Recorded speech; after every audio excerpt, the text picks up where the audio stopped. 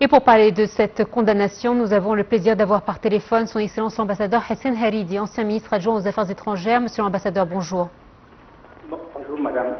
Alors, comme vous avez pu le suivre avec nous, l'Égypte condamne une nouvelle fois les ambitions coloniales d'Israël. On a pu entendre également les plans donc annoncés par le Premier ministre israélien Benjamin Netanyahou, celui d'envahir tout Gaza. Mais qu'en est-il de la population?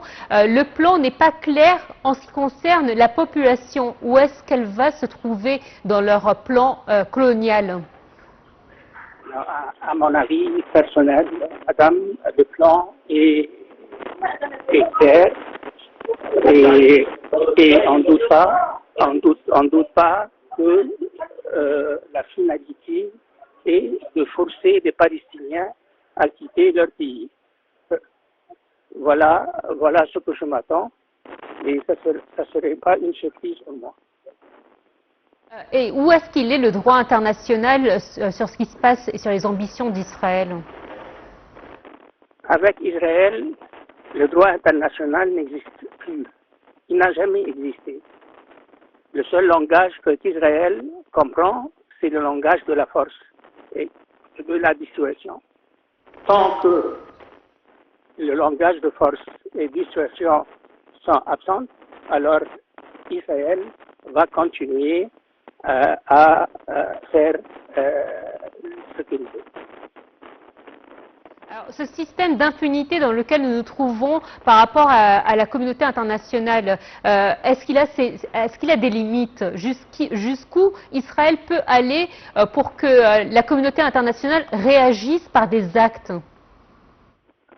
Dans le cas d'Israël et dans le cas de la cause palestinienne, à mon avis, la communauté internationale est un concept qui demande d'être plus précis. La communauté, où était la communauté internationale durant les derniers mois ou durant cette période qui a commencé avec la guerre, l'agression israélienne contre Gaza, depuis octobre 2023. Où était la communauté internationale? La communauté internationale était absente.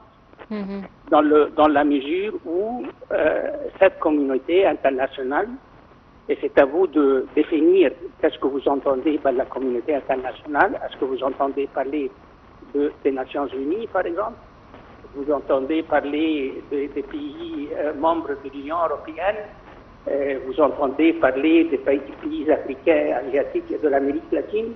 Dans le contexte de la cause palestinienne, cette communauté internationale, entre guillemets, devrait être plus précis à mon avis personnel. Alors, la communauté internationale était absente et je ne m'attends pas que la communauté internationale va agir tant que les pays arabes et les Palestiniens n'ont pas formulé une position commune. Votre Excellence, votre voix a très bien été entendue sur notre chaîne Night TV International. Merci pour ces éclaircissements.